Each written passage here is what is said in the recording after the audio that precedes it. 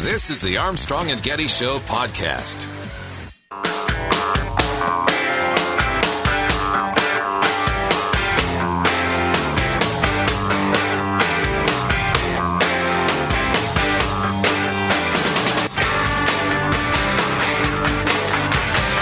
Guess what? They discovered the biggest shark they've ever discovered. Its name is Deep Blue. Look how giant it is. It's 20 feet long and 50 years old. Whoa. Where? And she's pregnant. Where? So she's going to have another puppy. Let's see. Yes, they're called puppies. Sharks are called puppies. Yes, they are. Near Isla Guadalupe, off Very the coast nice of Mexico. there. So keep that in mind next time you go on your Mexican vacation. Don't get mad at me for saying that, Mexico. Here you go. The biggest shark they've ever video cameraed. Very good. Where do we begin? I hate you for starting off that. Your microphone is not on, sir, which is probably better for everyone. You got your folder on the mic button. There it is. It's the Armstrong and Getty Show. Welcome. That voice you hear is Craig, the Obamacare lawyer. That was from the unwatchable, execrable The Five on Fox News. That was their one more thing to one of their guest people, who was some woman. I don't know. I didn't bother figuring out who she was. The up-talking there was absolutely painful, dude. I mean, starting this off that way hurt my soul. Well, her segment, and I'm not sure if Vince has it, guess what? Okay. Guess what? Guess what? So her, guess what?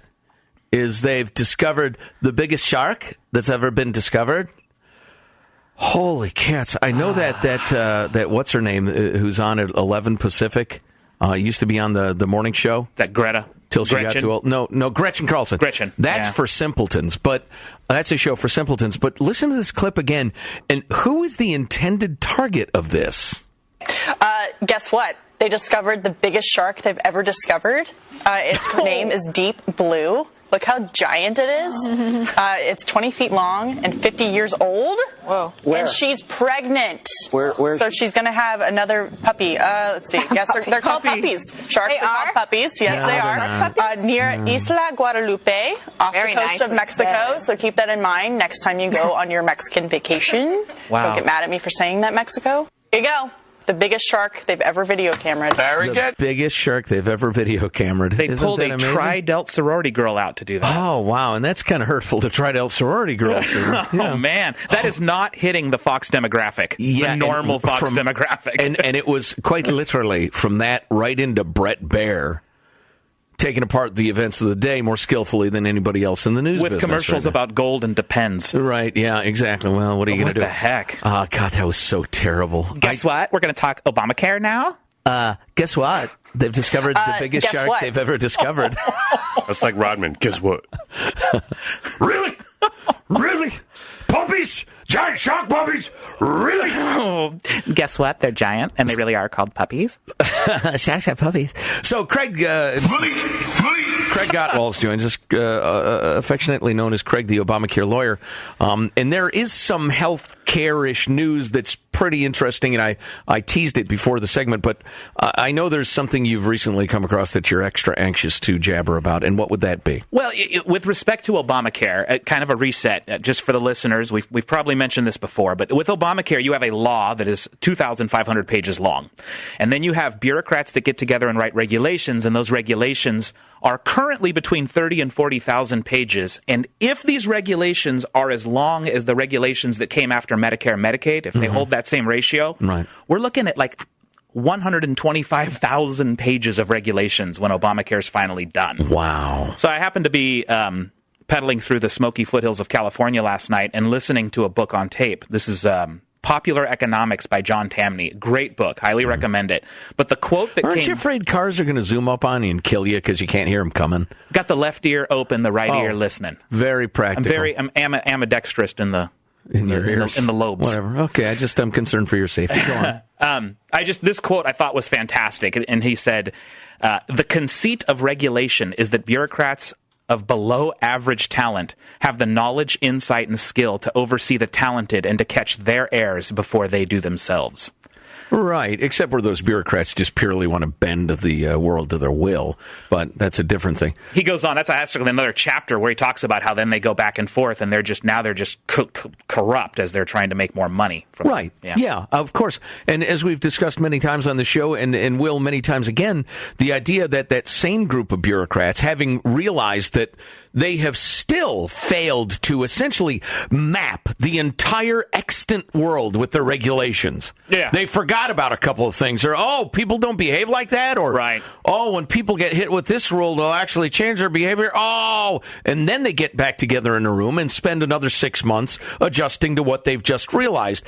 During which period, of course, the world has changed 50,000 more times.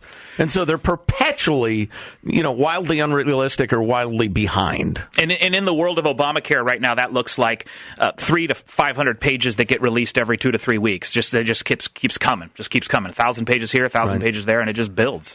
And in case you're not hip to this sort of thing, the practical problem with that, and it's a terrible practical problem, is that your doctor's office needs to have one or more people trying to comprehend all of it and adjust to it and not violate the law, because these are laws. You call them regulations, but if you violate them, you get punished. Yeah, so they're laws. It's a law written by an unelected bureaucrat with a gun. Right, exactly. Yeah. So your doctor's office spends a hell of a lot of time and money adjusting to that. Your insurance company, the insurance companies have been completely reformed to serve government needs, which we'll get to in a second. Yep. I know.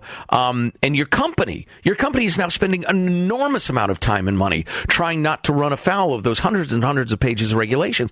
And if you don't understand how that's related to companies not expanding, companies not hiring, so there's no upward pressure on wages, so wages have stagnated, that's because your company and the government itself, honestly, is spending all its time trying not to run afoul of tens of thousands of pages of regulations. And we've talked a lot, Joe, about how that's changing the insurance industry. I know we've talked about it. You've talked about it on the air, how we're going to be left with 3, and I think probably 2 giant insurance companies for the entire country. But what we don't talk about, and is also absolutely true as a result of Obamacare, is those independent doctor offices are getting gobbled up. Doctors are leaving the little independent practice to join gigantic hospitals. Is that right? Yes. Why? The same general rationale that's leading to insurance companies. You need a massive bureaucracy to deal with a massive bureaucracy. You need a government compliance department. You absolutely do. And if you're one doctor, a receptionist, and an assistant, you can't possibly stay on the right side of the law. Oh, my God, that's interesting. So it's doctors' offices, it's insurance companies, and what I happen to do for a living, it's all of the small independent brokerages. Mm-hmm. I mean, I used to work for a company with about 30 people in the Bay Area. 3 years ago, we realized the writing was on the wall. We couldn't keep up with this massive bureaucracy, so we sold to a bank that has 35,000 employees. But that's happening all through the industry. You're getting this huge consolidative roll-up. Wow. Which, as you know, is not the best thing for innovation. It's the best thing for status quo. Right. And then, it becomes an enormous crony capitalist, I scratch your back, you scratch mine, between these super conglomerates with their open checkbooks for candidates and politicians and all. And then the government itself, who are more than happy to route the big business their way and thereby make them tremendous amounts of profit. Yeah. So, it's absolutely beautiful. Keep looking for the government to supply you utopia, everybody. Good morning. You know what? Happy you give Monday. them just a little more control. You make that government just a little bigger, and you'll have your utopia. Probably middle of next week. Right. Because the very best and the brightest, they go in to be government bureaucrats. Right. Yeah. Right. And, yeah. Now is probably... how long will it take to spell out the tipping point thingy? This first one real quick. Go ahead, hit it. Yeah. So some of the statistics that the Department of Labor put out last week were helpful, because there's been a lot of anecdotal evidence about companies reducing hours and or laying people off to circumvent Obamacare. As we'll recall, Obamacare applies to companies with more than 50 people. And it says if you have a company with more than 50 people, you have to buy health care for all of those people who work more than 30 hours. Mm-hmm. So, of course, those companies that are anywhere around 50 people, they drop down to 49 people. Right. But more problematic in the economy is those people that were working, say, 30 to 35 hours are very systematically getting shifted down to 25 to 30 hours, because that little shift means I don't have to buy you health care, which probably costs me $9,000 a year. Right. So I just saved $9,000 a year by not doing that, right? So this is Obama administration DOL numbers. The easiest way to look at it is to say in June of this year, there were 191 less workers who were working 31 to 34 hours. 191 or 191,000? 191,000, thank you. Okay. Less than were working that amount of time back in 2012. And 2012 is relevant because this is when the Obama counting started, where you had to start averaging your employee headcount. So the smart companies that had all the lawyers and all the and all the advisors were telling them to start reducing headcount. So 191 less workers over 30 hours. Meanwhile, that same time period from 2012 to now, you have 406,000 more people working 25 to 29 hours. Right. Which absolutely proves the shift of underemployment. You're taking those people that were full-time and shifting them just under 30. Just in 2 years, we're looking at a 600,000 person difference in those two areas. Yeah. I remember reading a statistic about France last week. You may have seen it that... I sent it to you. Yeah, what was it again? Well, you'll remember it better than me then. Just like America, France has a lot of those laws that kick in once you cross 50 employees. A lot of the utopiast laws, right, where you have to provide certain vacation benefits and extend leaves, et cetera, et cetera. So when you look at companies in France, overwhelmingly, it's statistically, I forget the exact numbers, but the number of 48 and 49 person companies is huge, and there's virtually no companies that have 50, 51, or 52 they've employees. Got like 1/5 of the average in the industrialized world, or something like that, of companies just over 50 employees. So if you don't think that free people will change their behavior to maximize their benefits and their life and their happiness and their wealth and the rest of it, when you throw all these regulations on them, they will change their behavior. And then again, the bureaucrats get together in the office and say, whoa, all of a sudden, we said this wasn't going to happen, but it's happening by hundreds of thousands of people, soon to be millions, that companies are knocking down their hours. And, that can be devastating if you got a couple of people working fairly low-wage jobs and all. So the bureaucrats will get together. They'll pass another several thousand pages of regulations in an attempt to limit people's freedom some more, to get them into line with, force them to do that. Well, the companies will adjust again. And so you get into this permanent game of chasing each other around, trying to figure out who's smarter. Meanwhile, productivity goes French. And innovation goes Greece. And that's how you get from 40,000 pages of regulations to 125,000, because it just won't stop. Right. They'll just keep writing more rules. And that 40 to 100 and some thousand is in the period of what? A couple of years? We're thinking by 2020. Oh, okay. Yeah. Interesting.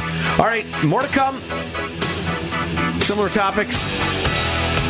Why gigantic government matters to you, among other things. Stay with us. It's the Armstrong and Getty Show.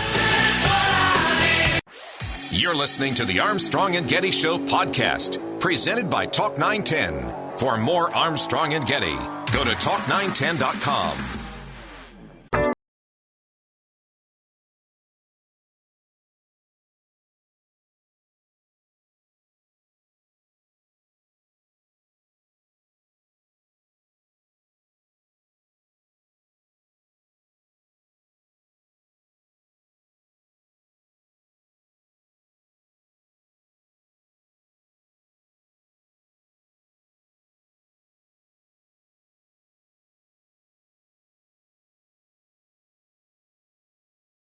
Might reset that briefly during the 9 o'clock hour. Of course, you can go to ArmstrongandGettyRadio.com and dial up the podcast. But long and short of it is the Hildebeest is in trouble, and her assistants are almost certainly in serious trouble for removing classification headers from emails, so then they could be sent to her private server. But headers including top secret, special compartmentalized information, like the most secret. They just tore off the secret label and then sent it along via UPS, essentially. Oh, my God. Yeah, I was listening on the road down to the radio ranch here, and I was before you got to it, I was yapping at my daughter. Huma Abedin did this. She removed it and forwarded him. It's clear. Yeah. And then you got there. That was option Cheryl 2. Mills. Yeah. So that's Craig, the Obamacare lawyer, Craig Gottwals. If you ever need information, help on benefits and dealing with Obamacare in your company or whatever, Craig is absolutely the guy, and we have his His info linked at ArmstrongandGettyRadio.com, so you can find it easily. But you've come armed with some more statistics. We've recently passed a major tipping point in America. What is that? Yeah, I love the statistic, or the talk, I should say. I love the talk prior to the passage of Obamacare that we needed a safety net in this country. Right. You know, we were the only civilized country that didn't have any kind of socialized medicine, and we had nothing to help our people. Well, the reality was, prior to Obamacare, almost half of the dollars in this country spent on medicine came from the government. And if you stop and think about it, you say, well, how can that be? Well, you've got Medicaid for the low-income folks. You've got Medicare for the old folks. You've got veterans coverage. You've got military family coverage. You've got federal employees. You've got coverage for low-income kids, coverage for Alaskan Natives, refugees, American Indians, etc. And when you added that all together, it was roughly 48% of the dollars spent in our country. Now that we've added Obamacare, 48% prior to Obamacare. Wow. That's right. And now that we've added Obamacare, we've ticked that up to 52% of our, because Obamacare is still early, and remember, it doesn't actually cover that many people yet. Well, yeah, if you like numbers, that's notable that we've tipped. We've gone over 50%, but so it's only increased it by 4% at the cost of the trillions of dollars, right? Or billions of dollars at this point. And remember, a lot of those costs are still infrastructure costs, websites and exchanges, and we still only have roughly 10 to 14 million people covered, depending upon which study and which agency you look at. Right. So this will grow, but the bottom line is we had half of our country was covered before, and just over half are covered now. In looking at those numbers, I also found it just shocking when you talk about how well our government bureaucracies run our taxpayer dollars. If you are a senior citizen going on Medicare today, okay, you will spend, or you will have paid for, roughly 13 to 41% of the dollars you consume. So Chris Christie was right in that first debate. It is not sustainable. Wow. Yeah. So 13 to 41 on the high end, depending on how sick you are, of the dollars you consume. So it's a pyramid scheme. It is absolutely the young taxpayers are absolutely paying, and it can't possibly be sustained. And the politicians lie to us by saying, you earned that, you paid for it, we can't cut it back. Well, not really. You paid for a fifth or a sixth of it. Right. I mean, it's not even close. It's good politics, though. It works. Yeah, it's wonderful politics. I want to get to the regulation nation, regulation in general. Every year. I'm sorry. I knew there was one more note on the Medicare thing. Yep. Or Medicaid, it was, I think, that we talked about a number of months ago about outcomes. Yes. Between people who have no insurance whatsoever, the pitiful masses, and people on Medicaid. Yeah, so the longest and the most studious look at this has been in the state of Oregon, where they've done something like a 15-year study on the results and the efficacy of Medicaid. It's the insurance for the low-income folks in the state of Oregon. Oregon, where they managed to sign up nobody on the exchange. Right, well, but they did have Medicaid. Kickers. So in looking at this over the long haul, they basically concluded whether it was heart disease, whether it was diabetes results, whether it was weight loss, there was zero improvement in your health having been on Medicaid for a 10-plus year period. Zero actual improvement on your health. As opposed to having no coverage. And getting charity coverage, county clinics, etc. Right. Because zero improvement at the cost of God knows what. Medicaid costs anywhere from $3,000 to $5,000 per citizen per year, depending again on which agency you believe. You know, I'd like to quote me. I would like you to do that. Through the months, as we've been talking about this, and all the floundering, idiotic, ineffective, expensive programs we've watched the government go through, and to quote me, but don't worry, they'll be great when your kid is sick. Yeah. They'll be perfect when your kid needs surgery. Don't worry about it. Yeah. Oh, my God. Where does this belief come from? Yeah. Regulation Nation. Another one of my favorites here. The Competitive Enterprise Institute every single year publishes an annual look at regulations. And as you know, Tim the lawyer is really good at talking about regulations and saying, look, these are all the rules we have to live by that bureaucrats shove down our throats, unelected bureaucrats with guns. Right. So this last year, 2014, there were 77,687 pages of regulations, or not just regulations, but that was how many pages in the Federal Register, which includes regulations, federal laws, federal court rulings, etc. Everything the federal government pumps out. Okay, that equates to 324 pages per workday. So if you hired somebody and you wanted that person to simply read and keep you apprised of the federal laws pumped out daily, they would have to read 325 pages a day. Wow. That's how much regulations impact our lives. This particular institute also broke that down into a cost structure, and it was astounding because it works out to just under $15,000 per household per year, which is about 30% of an annual family's budget. Wow. That's the amazing. cost of regulation on the American taxpayer. Right. And, I think we'd all agree that certain regulation is necessary, some, low level of it, depending on your bent. But the problem is it's like I don't know, what is it like? It's like you know what it's like? Have you ever planted wisteria? No. The vine? No. Oh, it's a beautiful vine. It's it has a gorgeous purple flower. It's fairly fragrant, as I remember, too. And once you plant it, it will be there for all of human history. It is impossible to kill. You've got to declare a jihad against it to cut it back, and you've got to cut it back to the roots, then poison it day after day after day after day to kill it. And regulations are like that. They grow, they spread, they choke. Like kudzu. You ever been to the South where all the kudzu is? There's another brilliant government idea, by the way, to stop erosion. We'll bring in this foreign vine, while it ruined the South. And the thought that you just to keep up on new federal rules coming out, you'd have to read 324 pages a day is insane. A book a day. And in that vein of growth that never, ever, ever stops, the federal government now has 2,300 different subsidy and benefit programs, and that's double what we had in the 1980s. 2,300 subsidy and benefit programs. Wow. So they grow just like, was it wisteria? Right. And how many of them are duplicates of each other, redundant or wildly ineffective? Or nearly all of them. Yeah. Unbelievable. Unbelievable. That's probably all we have time for. I just had a question. Are any of the subsidy programs aimed at Finno-Ugric persons here in the States? Unfortunately, not yet, Marshall. Well. When will you get your reparations? Yeah. Exactly. You don't have the right paint job, Marshall. I am an unrepresented, unreimbursed minority here in this great land. The Finno-Ugrics, who are brave immigrants to our land, who are exploited to build America's, sewer systems or bird houses. Saunas. American saunas. There would not be a sauna in America if it were not for the sacrifices of the Finno-Ugrics. Indeed. And what do they get from the government? Zip. For their work? Nothing. Nada. Nothing. You ought to hire somebody to find out. You can probably get free continuing education and medical care and God knows what else. Free eyeglasses or something. I don't even know. You could certainly get some Obamacare subsidies. Just have these guys give you a little bit of a cut and pay. No. Oh, bad Fewer idea. hours and a cut and pay, and you'll be in like Flynn, baby. Yeah, you'll be perfect. We could probably get your take home increased if we worked it right. Craig Gottwalsh, Craig the Obamacare lawyer. Again, we'll link you to his info if you need his professional services or what have you at ArmstrongandGettyRadio.com. Marshall Phillips, what are our headlines? Thanks, guys. Donald Trump's position paper on immigration will cover some of the highlights, and Californians are facing rationing. And we're not talking about water, we're talking about paper.